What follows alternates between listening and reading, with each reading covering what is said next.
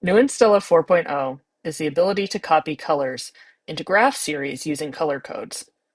So if I take this graph, which has two series in it, and I take these color codes, which here I've separated by line breaks, but which you can separate with semicolons or commas too, and I copy them,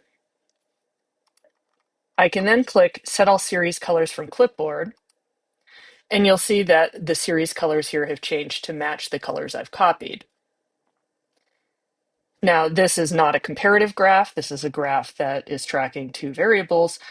If I want to do the same kind of thing with a comparative graph like this, I can go into the global graph styles and click here, replace with palette, and load colors from clipboard. And this will also load the colors that I have copied. And you'll see that now the comparative graph is using those same colors.